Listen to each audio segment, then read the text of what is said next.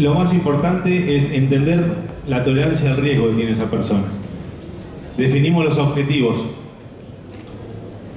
y combinamos los activos con el perfil de esa persona. Optimizamos la cartera constantemente. Lo que hacemos es buscar un equilibrio entre el riesgo y el retorno. Y monitorearlo constantemente. No existe una cartera que uno la compra y le deja indefinidamente. Hay gente que arma carteras para la jubilación, para comprar una vivienda o por la educación. Nosotros atendemos cada una de las necesidades. El mercado cambia y los intereses de la gente también. Por eso no puede ser la misma inversión para siempre.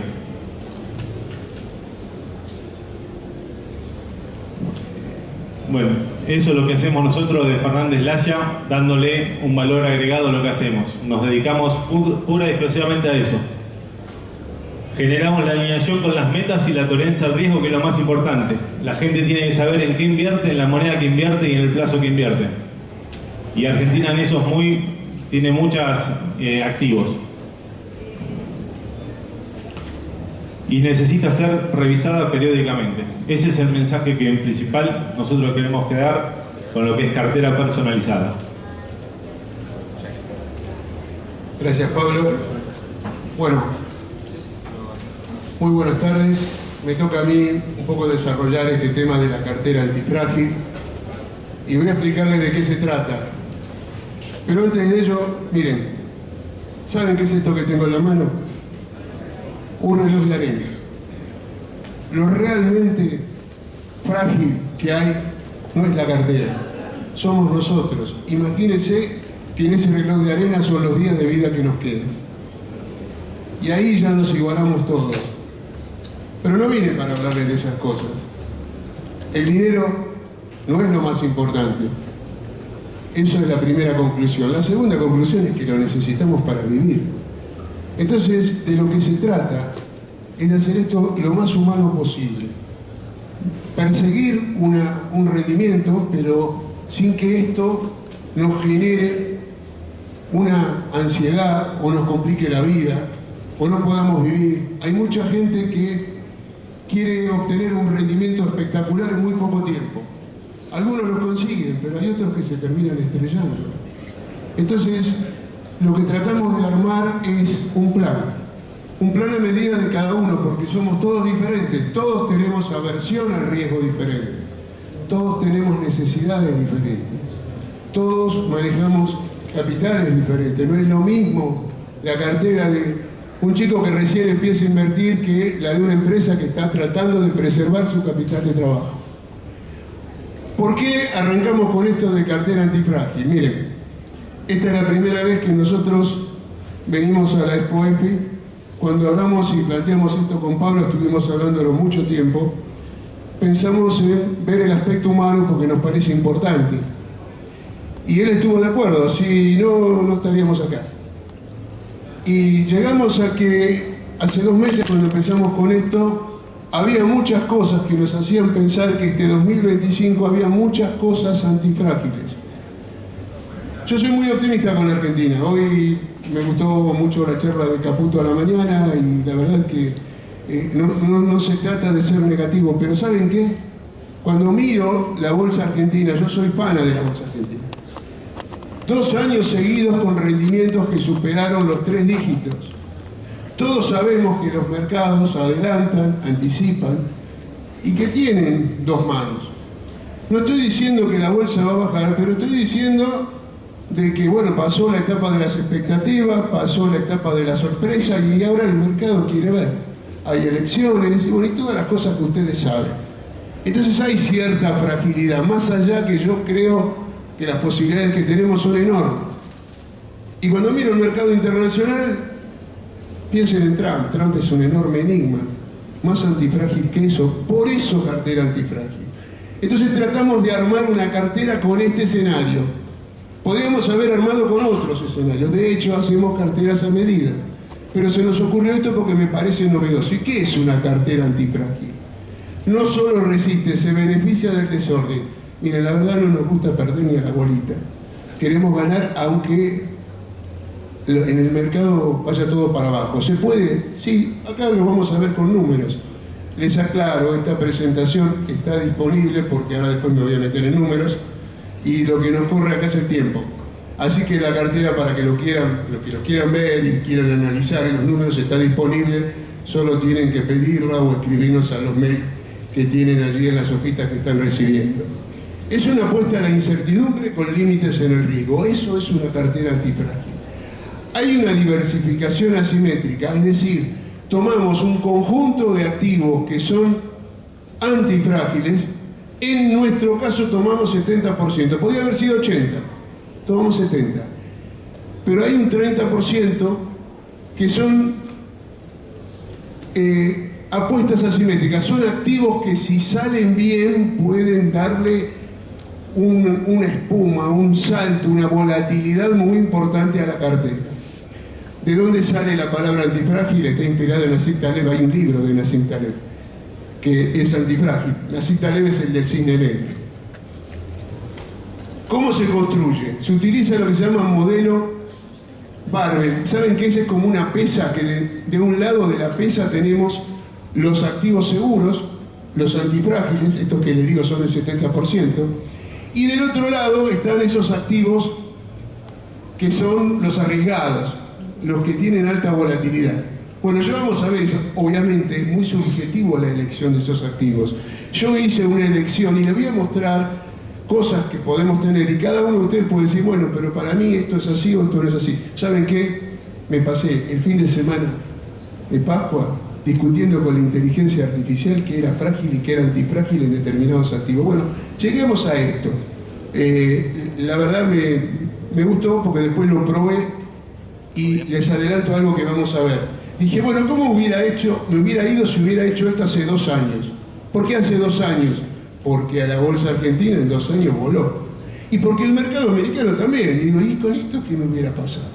Y después hice lo mismo en otra simulación. ¿Cómo me va en el 2025? Desde el 1 de enero hasta ahora.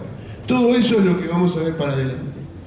Pero tengo muchas otras cositas para hacerlos pensar. La idea es hacer que puedan abrir la cabeza y puedan razonar y ver muchas posibilidades y muchos errores. Piensen que esto está pensado desde lo humano. Por eso cuando terminamos tenemos una pata de psicología, porque el tema de las emociones acá influye mucho.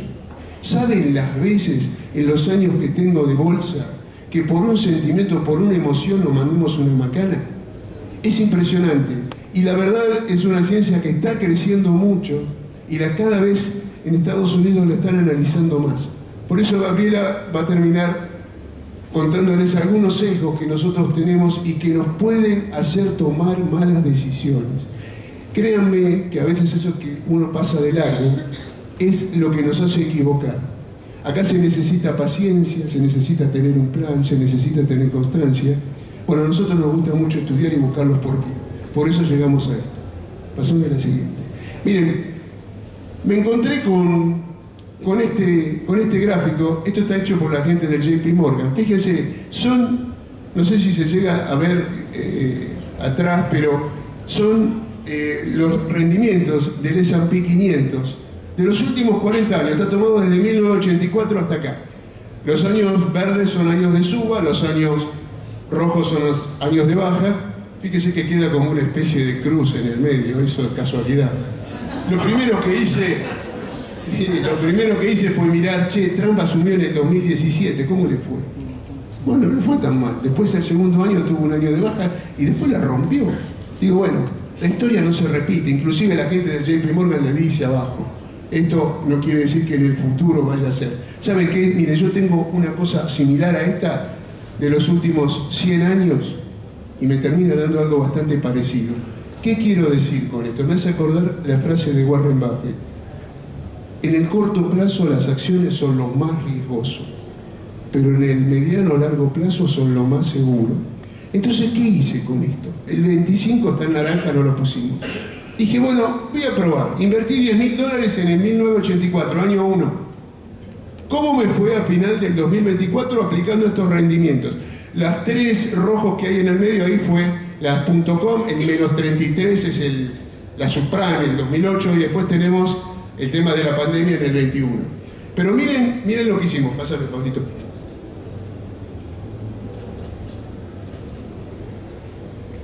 A ver. Ahí está.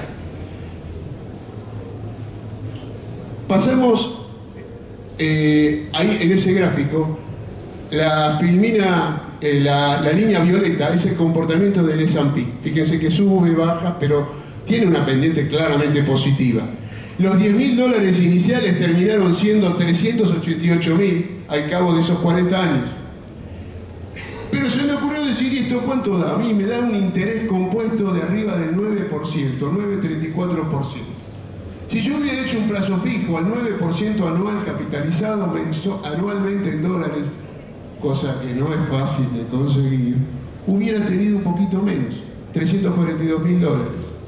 Y dije, bueno, pero si yo soy un tipo ansioso, hubo un momento que ustedes ven que la línea violeta está abajo del azul. No quiero estar nunca abajo, porque la verdad que como yo soy un tipo ansioso, hubiera roto la cartera, puse una del 7. Y con el 7, en ese periodo jamás hubiera estado abajo. Lo hubiera tenido hasta el final, pero hubiera tenido menos dinero. Entonces dije, bueno, pero estos son 40 años, voy a hacer una más. Compré en el 2007, soy mufa, un año antes de la subprime.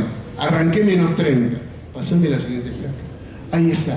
Fíjense que la línea violeta arranca abajo, claro. Primer año menos 30. Y las otras son los mismos. Fíjense cómo termina. 9% el S&P, igual que la cartera que habíamos armado con la capitalización del 9% anual. ¿Qué quiere decir? Es como si alguien, yo cuando vi esto dije, es como que alguien manejara los números para que el S&P siempre termine dando el 9%. Esto me sacó el miedo. Estoy hablando de algo tan sencillo como S&P. Uno puede comprar S&P. Hay un CDR de S&P. Entonces dije, ¿y qué pasa si hubiéramos ahorrado? Esto les hablaba de abrirles la cabeza. Eso es para que no le tengan miedo. Pero ¿por qué pasa esto? Porque las compañías americanas son compañías que tienen una enorme productividad y que pueden tener años malos, pero se recuperan muy rápidamente. Y acá estamos viendo un periodo lo suficientemente largo. Pásame la placa siguiente. Esto que ven acá era una... A ver, esto está sacado de un gráfico de Ricardo Arriazu, todos saben quién es Arriazu, y lo ponía como uno de los grandes peligros de Estados Unidos. Esto era antes de la elección, yo le pedí a la inteligencia artificial que me lo actualizara hasta el día de hoy. La línea roja es el gasto en Estados Unidos, la verde son los ingresos, todo medido como porcentaje del PBI, y lo que está abajo son los desequilibrios. Ese es el drama que hay por delante, que esperemos que no explote nunca. El miedo que había antes de las elecciones era si ganaba Kamala, la línea roja, que son los gastos, iban a aumentar. Si ganaba Trump, que se hablaba mucho de la rebaja de impuestos, la que iba a bajar era la línea verde. Pero el desequilibrio seguía. Vino Trump. Hasta ahora vimos las malas noticias. Todavía de la baja de impuestos no pasó nada. Estamos hablando del tema aranceles. ¿Y qué está buscando Trump con los aranceles? Negociar, sí, todos decimos eso. Pero también está buscando recaudar. Está buscando que el déficit financiero de Estados Unidos sea más bajo. Está buscando que baje el rendimiento de los bonos del Tesoro para cuando tenga que hacer las renovaciones tenga que poner muchos miles de millones de pesos menos. Y cuando empezó a subir los aranceles, lo que se dieron cuenta fueron los chinos, y un día los chinos dijeron, vendemos bonos del Tesoro americano, son los segundos, el país más importante, tenedor de títulos, tienen el 2%, los japoneses tienen el 3%. Primer día 50 billones vendieron de bonos, segundo día vendieron 50 billones, tercer día Trump dijo, suspendemos los aranceles 90 días. No tuvo nada que ver. Bueno, ahora están negociando. Entonces se le agarró cómo bajo la tasa, cómo bajo el rendimiento de los bonos, había caído abajo del 4. Cuando empezó a subir los aranceles y los chinos empezaron a vender, empezaron a subir otra vez. Bueno, se le agarró con Powell, Reserva Federal, bajar las tasas. Y Powell dice, no, pero pará, si yo no sé cómo pegan los aranceles en la inflación, todavía no se ven indicios de recesión, yo tengo bastantes dudas de que vamos a entrar en recesión. Para mí también, como escuché al economista hoy a la mañana, creo que va a haber desaceleración. Eso no es tan malo para nosotros, es más, le diría que es hasta el mejor de los mundos. Pero bueno, no tengo tiempo para meterme en eso. Y hasta que se dio cuenta que tirarse contra Powell también era malo para el mercado. Entonces reculó también ahí. La Reserva Federal va a terminar bajando las tasas, no sabemos en qué momento, pero esto un poco explica lo que estamos viendo afuera. Haceme la siguiente.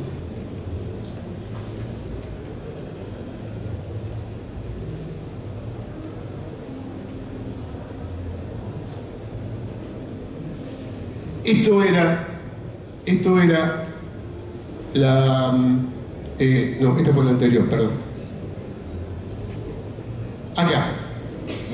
Acá empiezo, porque aquí hay mucha gente que algunos dicen, bueno, yo no puedo porque no tengo plata para invertir, o lo que tengo es muy poquito. Hay otros que tienen otro problema, ¿qué hago con la plata? ¿Qué hago con los dólares? Fíjense, al 9%, que ya vimos que con un S&P mediano plazo uno lo tiene, al 9% invirtiendo $200 por mes, al cabo de 18 años, ¿dónde está Lía?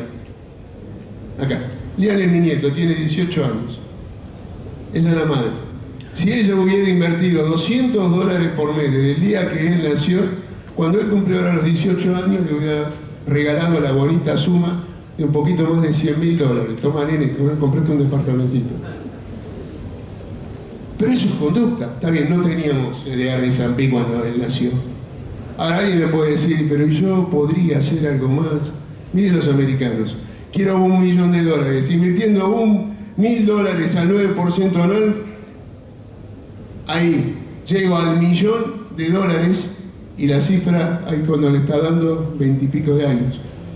¿Qué quiero decir? Por eso en Estados Unidos hay tantos ricos. Y acá estoy hablando de algo muy general, estoy hablando de S&P, no estoy hablando de un activo en particular. Pero ahora nos vamos a meter en activos en particular.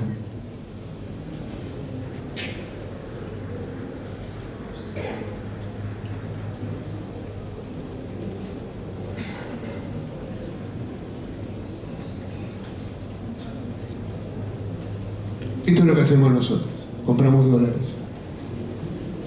¿Qué pasaba si yo me compraba los $10.000 en el 84 y los ponía en el colchón? ¿Cuánta gente hace eso?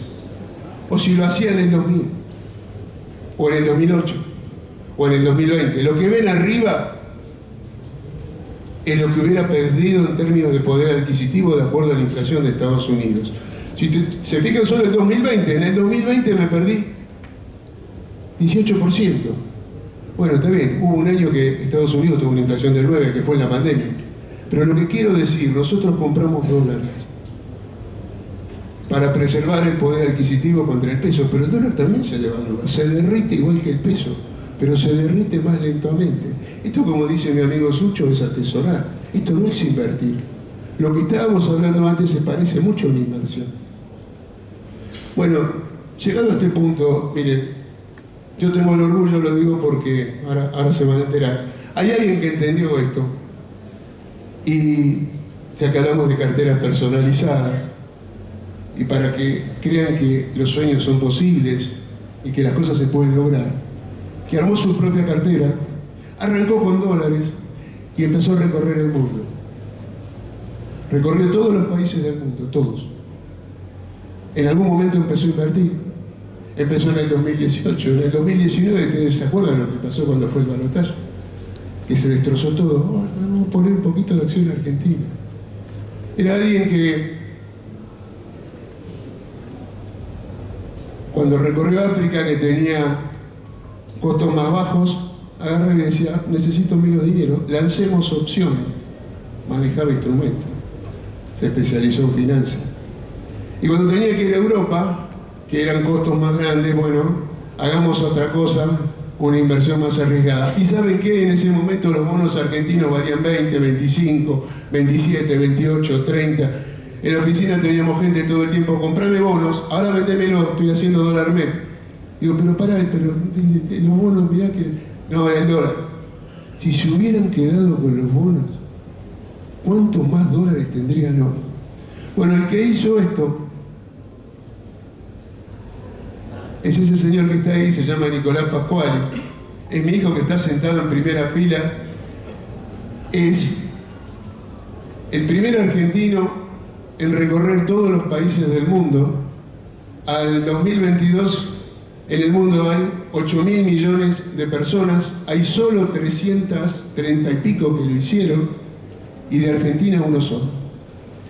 Y me acuerdo cuando lo sacaba en La Nación Horacio Cabo, decía, es el mervalero, porque él contaba que esto, y muchos no lo creían. Bueno, doy fe que lo hacía.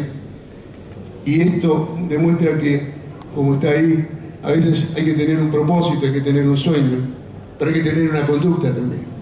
Lo van a ver, esta no es la charla de eso, pero lo van a ver en muchos lados, seguramente salió en todos los medios y probablemente lo vayan a ver en televisión en algunas series también. Dicho esto, cualquiera de los que está acá puede armar su sueño, pero tiene que empezar con eso. La actitud lo es todo, es muy importante. Nos metemos con, miren lo que le hice para conocer los jugadores que vamos a meter en la cartera. Ahí agarré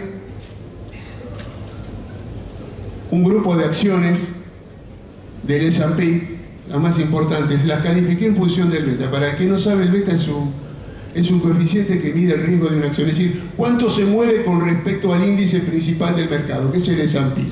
Un beta igual a 1, la que está en negro, quiere decir que al cabo de un periodo el movimiento de esa acción es igual al movimiento del mercado. Esto está hecho tomando 2 años, porque como les dije, yo probé la cartera con 2 años, y lo que están viendo es volatilidades semanales. Es decir, yo tengo una acción que tiene un beta 1, no quiere decir que en una semana se movió exactamente igual que el S&P, pero al cabo de los 2 años, ese comportamiento semanal termina dando más o menos el mismo resultado que el S&P. Las que tienen un beta menor a 1 son defensivas, son aquellas que se mueven menos. Una acción que tiene un beta de 0,9 significa, si el S&P subió el 10%, esta subió el 9%, o si bajó el 10%, bajó menos. Y las que tienen un beta mayor, obviamente se mueven con mayor porcentaje con respecto al S&P. Los que manejan fondos conocen mucho de esto, porque cuando ven el mercado para abajo dicen, bueno, vamos a comprar beta negativo. Uno podría decir, si lo ves para abajo, vete. Pero son fondos de renta variable, siempre tienen que estar invertidos. Entonces la manera defensiva es buscar acciones defensivas que les impacte menos que el mercado. Acá no importa ganar, importa ganarle al índice de referencia o a la competencia. Si veo el mercado para arriba, y es como un equipo, tengo que jugar contra, qué sé yo, contra el Real Madrid, voy a poner, me acordé de Boca, voy a poner 5 defensores y 5 mediocampistas y un delantero, o 5, 4 y 1. Si voy a jugar contra un equipo fácil, voy a meter mucho más delantero. Bueno, acá tenemos los jugadores para trabajar con esto. Pero yo soy analista fundamental y digo, esto sí me dice cómo se movió con el mercado, pero yo quiero saber cuánto gana la compañía, cómo le va, el precio, si es caro o barato. Y ahí tenemos un montón, una batería de indicadores. Y tomé uno de los más usados, el más representativo, el que se llama relación precio-utilidad, PER en inglés, que me dice, entre otras cosas, a cuántos años de ganancia cotiza la compañía. O mirémoslo de una manera para entenderlo más fácil. Si yo tengo una compañía y distribuyera absolutamente todo lo que tiene de ganancia, ¿en cuánto tiempo recupero esa inversión? Es una medida de tiempo. Obviamente, cuanto más bajo, menor, ¿no es cierto? Bueno, igual a veces hay algunas otras cosas que hay que tener en consideración cuando se calcula el PER, porque puede haber un PER bajo porque el mercado tiene expectativas que las ganancias van a bajar, pero digamos, tomemos eso como parámetro. E hice esto. Ahí esas empresas están de alguna manera clasificadas en función de eso, conservando el color que tenían en medio. ¿Se entiende un poco lo que hice? Dicho esto, me meto en la definición de la cartera y ahora lo que viene es más fácil habiendo entendido esto. ¿Cuál es la estrategia general? 70% vamos a activos antifrágiles, 30% vamos a buscar activos, los disruptivos, inclusive metimos el Bitcoin, metimos a las grandes tecnológicas, y solamente con cosas que yo puedo operar desde una cuenta en Argentina, desde acá, algo que puedo hacer desde acá. Y miren lo que hice. Ahí está, 70% resguardo, zona de resguardo. Tomé 20% CDR defensivo. Yo elegí, porque me gustaron de esas empresas dentro de la serie que habíamos visto: Procter & Gamble, Coca-Cola, Johnson & Johnson. Dólar Link y Bopreales.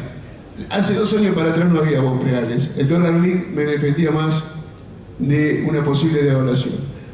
Párrafo aparte. No tomamos los bonos de la deuda. Me encantan los bonos de la deuda, pero ¿qué pasa? Hace 2 años todavía no sabíamos qué podía pasar y estaban sujetos al riesgo político. Hoy me parece que es una muy buena alternativa a los bonos argentinos, en tanto tengamos un presidente que siga hablando de cuidar el equilibrio fiscal, el superávit fiscal, de honrar la deuda y de no emitir. Mientras esas cosas estén, yo no tengo ninguna duda que los bonos van a seguir subiendo de paridad.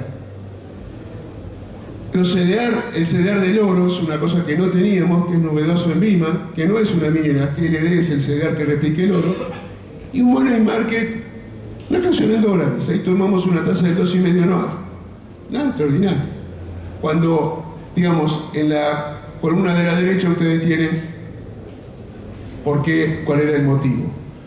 Las apuestas asimétricas eran acciones locales, tomamos la bolsa argentina como riesgosa y elegimos esas acciones: YPF, Pampa, Vima, Galicia. CDR de alta beta, tomamos Nvidia y Meta. La inteligencia artificial decía que tenía que poner Tesla. A mí me asustó un poco lo de China y yo me quedé con Meta. Hice toda la simulación con Meta y con Nvidia. Y el CDR de el Bitcoin, el IBIT. Bueno, ¿qué digo todo esto? Miren, últimos 2 años, la bolsa argentina voló 170%, está hecho de abril a abril. Digo porque si uno mira 2 años, le dan porcentaje más. La parte de este año bajó. La cartera antifrágil dio 60% en dólares. Antifrágil. Bueno, el S&P 27%. La cartera antifrágil 60%. ¿Y cómo digo eso? Miren, tienen el desagregado ahí, cuánto subió cada cosa. Yo que no soy muy amante de las cripto fue lo que más subió en el periodo. Fíjense qué impresionante la suba. Y acá tienen el desagregado para participar en ese 60%. Para terminar les muestro lo del 25%. Acá tienen las razones, yo ya se las venía diciendo. ¿Por qué miremos en el 2025? Son todas las incógnitas que hay en el 2025. Misma cartera, ahora, 2025, de enero, esto está hecho hasta el martes de la semana pasada porque ya no me quería volver loco a actualizarlo más, pero tengo en la cabeza los números. Y da esto. Esto fue lo que dio la cartera. Acá lo que más subió fue el oro, lo que más jorobó fueron Nvidia y Meta, y el resultado final es este: 1,48 arriba la cartera antifrágil, 9 y pico el S&P y casi 14% de la bolsa local. A la fecha de ayer, no está puesto acá, la cartera antifrágil actualizado daba 3 y pico, estaba en el 3,5, el S&P había corregido un poquito menos del 6 y la bolsa argentina estaba menos 12%. Lo que les quería mostrar es que se puede. Pero ahora, como todos somos seres emocionales y sabemos que esto hay que mantenerlo, viene la parte que a mí más me gusta, es la parte de las emociones. Y para eso, Gabriela, de la misma escudería. Gracias por estar acá presentes. Bueno, mi nombre es Gabriela, yo soy licenciada en Psicología y trabajo con lo que es Economía del Comportamiento, que es una disciplina que se ocupa de estudiar cómo los factores psicológicos, sociales y cognitivos nos influyen a la hora de invertir. Esto quiere decir que lo que era la teoría económica tradicional, el paradigma de hombre desde el cual se parte, que plantea que somos seres enteramente racionales, que sabemos bien lo que queremos, que lo sostenemos a lo largo del tiempo, que siempre tomamos las mejores decisiones para nosotros. Bueno, si a ustedes les hace ruido, a mí también esta definición, no es como nos solemos manejar. Más bien hay toda esta corriente de la economía del comportamiento viene desarrollándose ya desde los años 70 en Estados Unidos con estudios que hicieron psicólogos como Daniel Kahneman y Amos Tversky, que eran socios y trabajaban en las universidades de Estados Unidos y realizaron estudios de cómo los seres humanos tomamos decisiones en situaciones de incertidumbre. Y lo que descubrieron es que, como decía Rubén, somos seres emocionales. De hecho, los estudios que ellos hicieron los llevaron a Daniel Kahneman en el año 2002 a ganar el Premio Nobel de Economía. Y después hay otros economistas como Richard Thaler que siguieron estos estudios y que aplicaron mucho de esto en las políticas económicas, por ejemplo, del gobierno de Barack Obama, para facilitar que la gente tome decisiones que jueguen más a su favor. Pero no solamente esto está en las universidades y se está estudiando, sino que también hay grandes personajes del mundo de los mercados que también señalan la importancia que tiene todo este aspecto emocional. Ni que hablar, bueno, Pablo, Rubén, que son operadores de bolsa y lo ven todos los días. Y acá traje algunas frases de algunos de estos grandes inversores, como Benjamin Graham, el padre del Value Investing, que decía que el principal problema de un inversor y probablemente su peor enemigo suele ser el mismo. Warren Buffett habla de que el temperamento es más importante que el intelecto y Peter Lynch habla de que hay que tener estómago para invertir, más allá del cerebro, más allá de estudiar. Todo esto señala la importancia que tiene todo el mundo emocional. Ahora bien, cuando yo hablo del mundo emocional, y acá, bueno, tenemos que ser escuetos por un tema de tiempo, pero sí les quiero dejar esta idea. Hay dos grandes grupos o factores psicológicos que nos influyen a la hora de invertir. Por un lado está lo que son los sesgos cognitivos y por el otro lado las emociones. Sesgos cognitivos los habrán escuchado nombrar varias veces. Son errores sistemáticos en el procesamiento de información, atajos mentales. ¿Qué quiere decir esto? Conclusiones erradas a las que llegamos. Pongámosle un nombre: intuiciones, por ejemplo.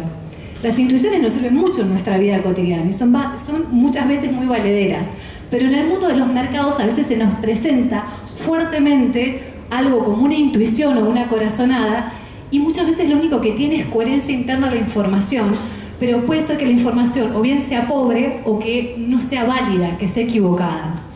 Y solamente con coherencia interna una intuición ya se puede armar. Entonces, por ejemplo, una forma en que se juegan estos sesgos cognitivos es esta forma. Son inconscientes, no nos damos cuenta que sucede, lo tomamos como una realidad.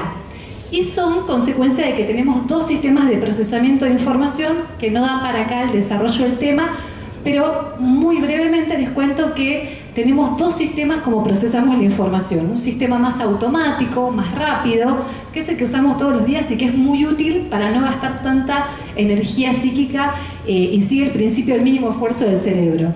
Y el otro sistema, que es el sistema lento, estructurado, de razonamiento, que es el que hace que, por ejemplo, si tenemos que pensarlo en el mundo de los mercados, la idea sería que nosotros podamos usar ese sistema y no nos dejemos guiar por el más automático que nos puede llevar a errores. Algunos sesgos cognitivos son aversión a la pérdida, efecto marco, manada, retrospectiva, confianza, confirmación, efecto halo, el sesgo de descuento hiperbólico, hay un montón. Y las emociones se refiere a que somos seres emocionales, no racionales. No quiere decir que seamos irracionales. Somos seres emocionales con raciocinio. Quiere decir que la emoción neurobiológicamente nos aparece antes que el pensamiento. ¿Por qué? Porque evolutivamente nosotros no podíamos ponernos a pensar si lo que estaba allá lejos era un tigre que se nos estaba acercando o no. Tenía que aparecer la emoción para que actuemos rápido y podamos sobrevivir. Y así funciona. De hecho, si ustedes se ponen a pensar, muchas de las situaciones que suceden en la vida cotidiana, primero aparece la emoción y después tal vez podemos bajar un cambio, razonar y pensar. Y esto también nos pasa a la hora de invertir. Y acá les quiero hacer una pregunta porque les quiero mostrar gráficamente qué les quiero decir cuando hablamos de que los sesgos cognitivos son inconscientes. ¿Es la figura de la derecha más grande que la figura de la izquierda? ¿Qué piensan? ¿Miden todas las figuras lo mismo o miden diferente? ¿Son iguales? Bien, ¿ustedes las ven como que todas miden lo mismo? No, pero seguramente ya vieron alguna vez esta imagen y saben que todas estas figuras correctamente, acá tenemos a quien ofició de escribano, porque no me creía Pablo, tomó una regla y midió y todas medían lo mismo. Pero esta figura tiene una perspectiva que nos genera una ilusión óptica, como cuando vamos en la ruta y hay espejismos de agua que sabemos que no están, pero no los dejamos de ver, ¿verdad? Si ustedes saben que estas figuras miden lo mismo, ¿por eso las dejan de ver diferentes? No, las ven igual. Bueno, así funcionan los sesgos cognitivos. Por eso a Daniel Kahneman, este psicólogo que yo les contaba, le preguntaban si él dejaba de tener estos sesgos cognitivos por conocerlos, y él lo que dijo es que no, simplemente es una bandera roja, es que en ciertos momentos nos permite estar alerta de que aparezcan, porque sabemos que hay ciertas situaciones que son propicias.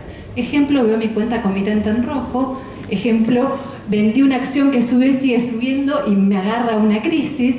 Todos estos es porque nos produce algo emocional Y estaría bueno ahí que opere este sistema más pensante, este sistema lógico estructurado, que Kahneman le da el nombre de sistema 2, para que no actuemos en función de esto, porque no nos va a dejar de pasar. Tal vez con el tiempo nos pase un poco menos intensamente.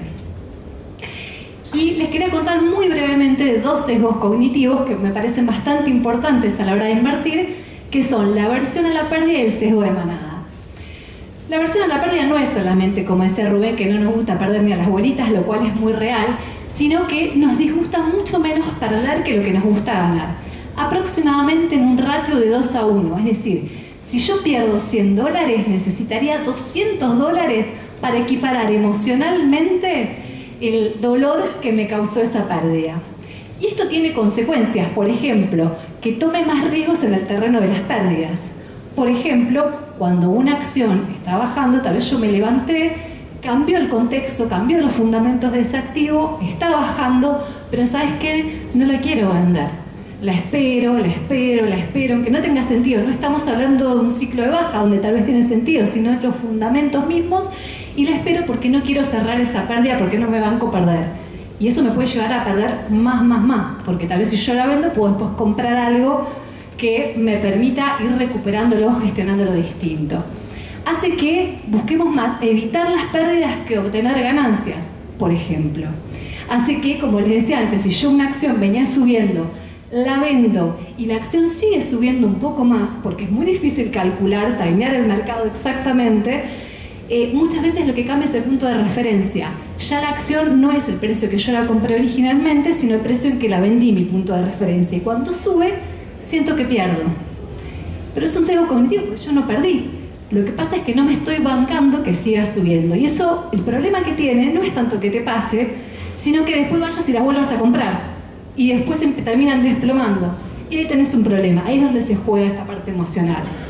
Y el sesgo de manada es la tendencia que tenemos a imitar las acciones que siguen otras personas. Muchas veces por una falta de confianza, una falta de estrategia definida. Muchas veces por el FOMO, el Fear of Missing Out, el miedo de perdernos de algo. Y acá juegan mucho los medios de comunicación. La información que nos dan los distintos analistas económicos, cuando empiezan a hablar en forma catastrófica del mercado, que todo se va a hacer pelota, lunes negro, todo lo malo que va a pasar, y hay mucha gente que tal vez le genera mucha ansiedad a esto y puede hacerle que deshaga una posición en la que estaba, que tal vez estaba buena, porque bueno, viene todo este momento de ansiedad. Y acá es importante tener en cuenta que todos tenemos intereses creados, todos tienen intereses creados. Entonces, acá es donde también es una bandera roja para esto me está generando ansiedad, esto me está generando mucho miedo. Bueno, ¿qué hago con esto? ¿Esto quiere decir que tengo que actuar o tengo que sentarme a pensar y desarrollar un criterio propio? Las emociones, grandes emociones que se juegan en el mercado son el miedo, que nos hace perder oportunidades, sobre todo en los ciclos de baja de mercado. Nos puede llevar a vender en momentos de baja, nos puede llevar a que no compremos contra tendencia cuando tal vez sí es el momento de hacerlo, cuando hay un Black Friday, como dice muchas veces Rubén, del mercado. La codicia, que nos puede llevar a subestimar riesgos, que es el momento de alza de los mercados. Hay mucho una tendencia de querer hacer plata rápido y fácil. Y yo le digo que no es un poco la idea de lo que nosotros estamos proponiendo. Esto requiere trabajo, esfuerzo. Todo este armado de cartera que estamos hablando es algo pensado. Entonces, la codicia a veces nos lleva a apalancarnos, creer que va a seguir saliendo todo bien, y ese es el momento en donde más vulnerables estamos. La ansiedad, ver todo el tiempo la cuenta comitente en rojo, ver que baja el dólar, bajan mis CDRs, todo esto también nos puede llevar a actuar impulsivamente. Y la frustración, cuando las cosas no salen como esperamos, porque a veces no ganamos siempre tampoco, o porque a veces o tomamos malas decisiones, o tomamos buenas decisiones y pasaron, como hablan las cisnes negros. Entonces acá hay que trabajar también la resiliencia. Warren Buffett dice que si no podés ver bajar tus acciones un 50%, no servís para esto. Entonces no se puede ganar en todas, también hay que tener presente que los ciclos de baja existen. Y por último, y para finalizar, dejarles algunos factores en los que sí podemos trabajar para contrarrestar todo esto que emocionalmente nos sucede. la evaluación de los riesgos de los distintos instrumentos, contemplar margen de error y lo que para mí son los dos factores más importantes, la educación financiera. Yo siempre doy el ejemplo que cuando una persona tiene miedo a volar, la forma en que se lo trabaja es, lo hacen muchas aerolíneas argentinas, por ejemplo, se hace un curso donde se le enseña a la persona cómo funciona un avión. ¿Por qué? Porque la información nos trae tranquilidad, nos permite entender. Si yo sé que el mercado tiene ciclos de alza, ciclos de baja, todos estos gráficos que mostraba Rubén, bueno, lo voy a entender mejor y de esa manera me va a poder permitir pasarlo por la razón, más allá de que aparezca la emoción. Y por el otro lado, el autoconocimiento. El autoconocimiento es, también como decía Rubén, las carteras no son iguales para todos, porque no todos tienen la misma edad, la misma perspectiva o horizonte de inversión, el mismo objetivo, no todos están buscando lo mismo, no todos tienen la misma aversión al riesgo, la misma historia en las inversiones. Entonces, acá para poder sostenerlo en el tiempo es clave que nosotros podamos conocernos con qué estamos cómodos. Hace unos meses yo le hice una entrevista a Rubén Ushua, un analista técnico bastante reconocido, y él me comentaba esto cuando yo le pregunté cómo hizo para desarrollar una estrategia propia, y lo que él me señalaba es que justamente la forma en que lo hizo es buscando qué le servía a él, más allá de lo que le podían recomendar distintas personas. Así que bueno, la idea un poco de esta cartera frágil es justamente eso, que es una cartera a medida para todas las personas y de acuerdo a su estrategia, sus objetivos de inversión y su aversión al riesgo. Con esto, bueno, acá están todos nuestros datos de contacto, los tienen en la carpeta, así que los invitamos a que nos contacten, a tener una entrevista personalizada y bueno, no sé si ustedes quieren decir algo más. Bueno, muchísimas gracias. Sé que